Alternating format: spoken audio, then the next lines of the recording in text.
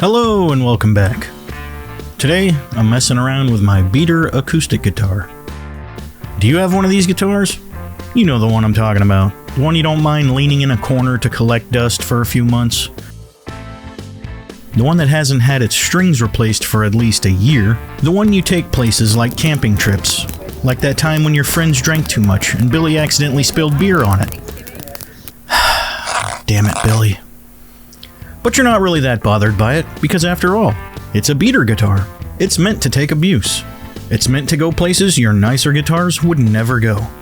It may not be the prettiest guitar, it may not be the most well-built guitar, or the most expensive guitar, but it's usually the first one you grab when you have an idea of a song bouncing around in your head that you just need to get out.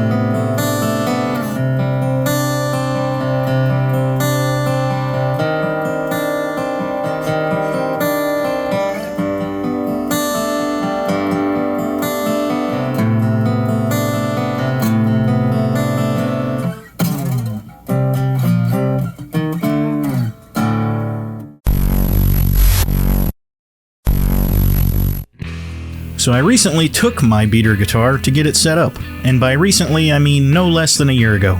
I wanted the bridge saddle sanded down because the action was a mile high, but at the time, the prices that the luthier quoted to me were a little ways out of my budget. So I just kept it as it is, and dealt with it.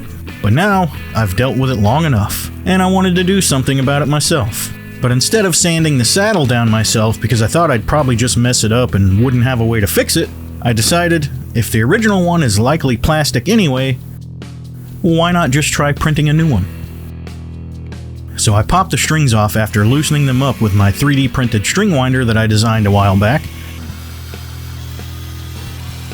Popped the bridge pins.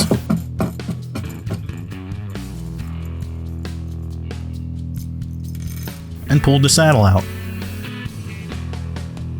Once it was out, I first took measurements of it. Then I took a picture of it laying flat on my print bed so I could have some kind of contrast from the background. I opened that photo up in Photoshop, traced the outline of the bridge, deleted the background, and colored the saddle black. Then I added a new layer for the background and colored it white. I saved it as a JPEG and opened it up on this website that turns your images into SVGs so I could open it up in Tinkercad. Once I had it opened up in Tinkercad, I sized it to what the original saddle is. Now, looking at the original saddle, you can see this sharp slope where the G string goes. So I added a box and eyeballed where the slope started and ended, then removed that portion. Also, on the opposite side of the saddle, right next to that slope, there's another slighter but much longer slope. I also eyeballed where it began and ended, and added that to the model.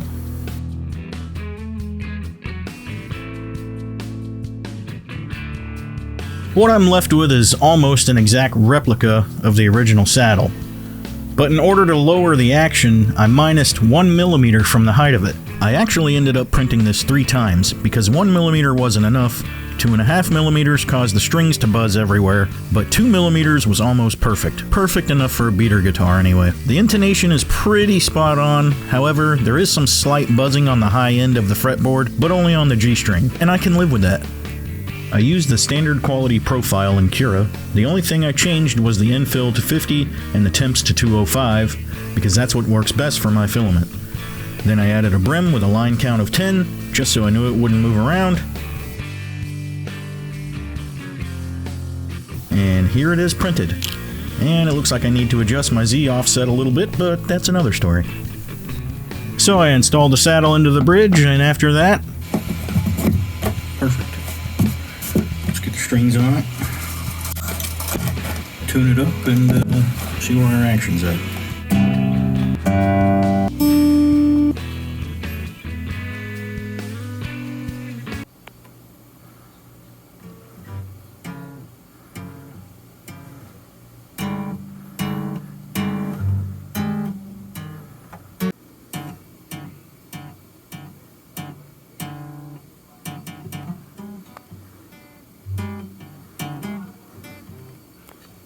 Alright, so I'm going to leave you with comparison clips with a little thing I made up where I do play the high end of the fretboard, just to give you some idea of the slight buzzing on the G string. But at any rate, that's all I've got for you today. If you enjoyed the video, give it a thumbs up.